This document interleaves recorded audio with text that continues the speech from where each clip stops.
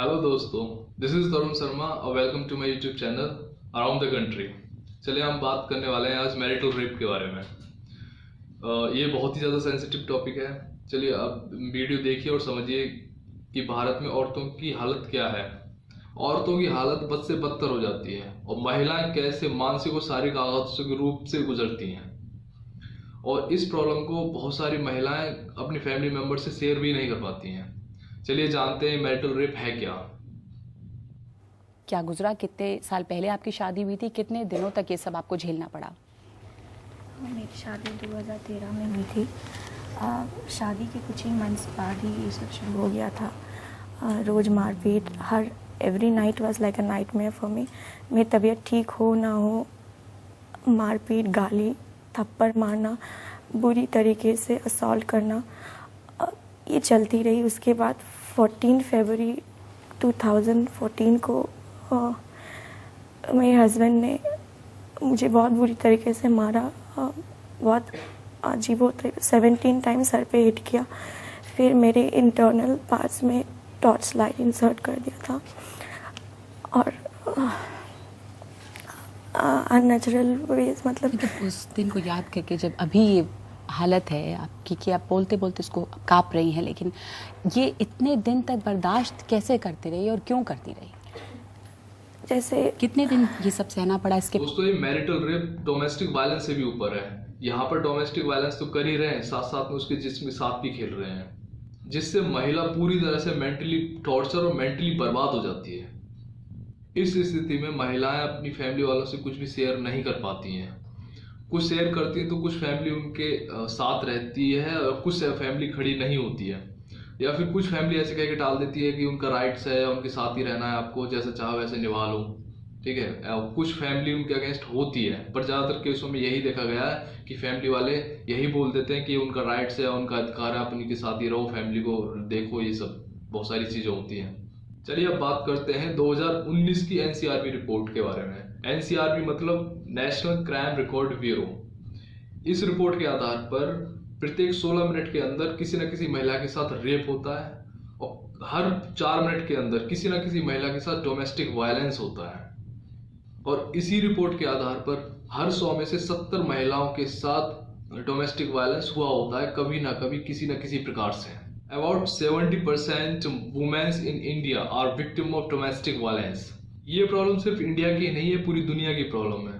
और दुनिया में 100 ऐसे देश हैं जहां पर मैरिटल रेप को लेकर सजा का प्रावधान है, बट इंडिया उन 36 देशों के अंदर आता है जहां पर सजा का कोई प्रावधान नहीं है। इंडिया एक बड़ी डेमोक्रेसी है, यहाँ पर 100+ अमेंडमेंट हो चुके हैं। It's a very sensitive topic, जबकि भारत में मैरिटल रेप जैसी चीज को दरकिनार करके रखा हुआ है, क्योंकि मैरिटल रेप जैसी चीज है, महिला औरतों को मानसिक और शारीरिक रूप से तोड़ देती है। ये समस्या आती क्यों है? इसके पीछे बहुत सारे लॉजिक हो सकते हैं। जैसे कार्ल मार्क्स ने पहले ही बोला था कि मॉडर्न वर्ल्ड विल डिप्रेस्ड। उन्होंने डिप्रेस्ड का नाम क्यों लिया था? उसके पीछे यही कारण होगा, जैसे कि हम आजकल की शादियां देख रहे हैं कि ये शादी एक एग्रीमेंट हो गई है, यहाँ पर प्रोडक्ट चूज करो, सेलेक्ट करो और पेमेंट करो और ले जाओ। और पेमेंट से मतलब समझ लो डॉलर सिस्टम या दहेज प्रथा का जो भी दिक्कत, जो समस्याएं चल रही होती हैं। उसके बावजूद जब ऐसी समस्याएं होंगी, ऐसी स्थिति होगी, तो डिप्रेस होना लाजमी है।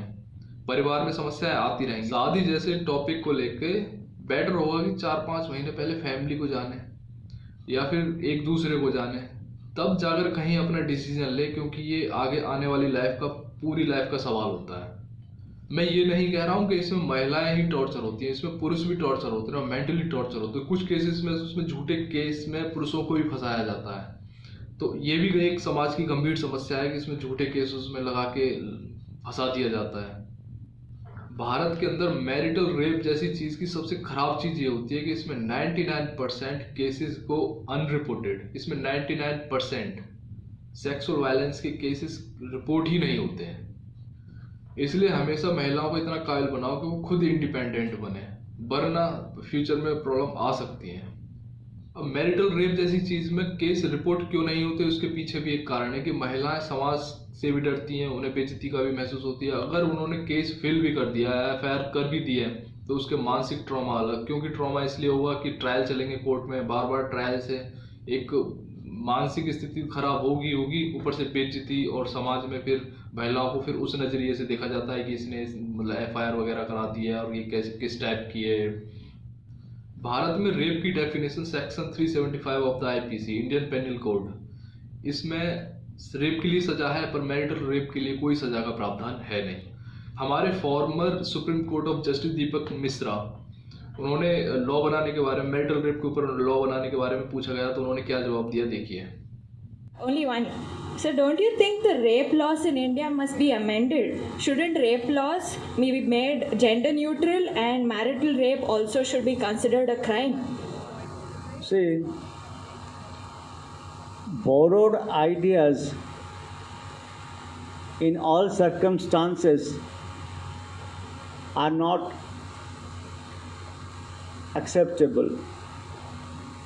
Because some country has marital rape as an offense, I don't think in India marital rape should be regarded as an offense. In village, it will create absolute anarchy in many families, and our country is sustaining because of the family platform. अगर थोड़ी इतिहास की बात की जाए तो ये भी ब्रिटिशों की देन है, क्योंकि वहाँ का विक्टोरियन कल्चर पुरुषों को बहुत ज़्यादा उठाता है और पुरुष और महिलाओं के बीच में कोई समानता नहीं होती है। इसलिए जब 1860 में इंडियन पेनल कोड बना तो उसमें मैरिटल रेप जैसी चीज़ को डाला ही नहीं गया। इंडियन पेनल कोड समझते हैं ना, इंडियन पेनल कोड मतलब जिसमें सजा के प्रावधान होते हैं। उनके द्वारा औरतों को हस्बैंड की प्रॉपर्टी समझा जाता था और वहाँ पर इक्वल प्रोटेक्शन थी नहीं। चलिए, आपको कुछ समझ में आया होगा, और मेरा मानना है कि गवर्नमेंट को कुछ ठोस कदम उठाने चाहिए और गवर्नमेंट को ये भी देखना चाहिए कि समाज में झूठे केस भी दायर होते हैं जो पुरुषों को बेवजह फंसाया जाता है, उसको भी ध्यान में रखते हुए इन सारी चीज़ों पे थोड़ा सा विचार करें, कमेटी बनाएं और उसके बाद कोई ना कोई इस पर कानून वगैरह बनाएं। चलिए, धन्यवाद, जय हिंद। पुरुष और महिला को लेकर क्या कहना चाहेंगी, उनके मतलब कि साथ संबंध को या शरीर के पर उनके अधिकार को लेकर क्या कहना चाहेंगी आप? जैसे हम ये कहना चाहते हैं कि जैसे पुरुष का ज़्यादा अधिकार है, महिलाओं का कम अधिकार है। कहीं जाना हुआ तो पुरुष चले जाते हैं, लेकिन महिलाओं को जाने के लिए तमाम पाबंदी लग जाती है। वहाँ अकेले नहीं जाएंगी, रात हो जाएंगी, पुरुष 2 दिन 3 दिन में घर लौट आए, कोई दिक्कत नहीं। महिलाएं जाती हैं तो तमाम तरह की भ्रांतियाँ हैं, अकेले जाएंगी, समाज का रीति रिवाज है। ऐसा क्यों होता है? हमारा समाज पता नहीं ऐसा क्यों बन गया है, पुरुषों को ज़्यादा हक देता है, महिलाओं को नहीं देता है। पुरुष छोटी सी गलती करके आएंगे, उनका हक दिया जाता है, और महिला छोटी सी गलती करके आएगी तो उसके पूरे गांव में हल्ला हो जाता है।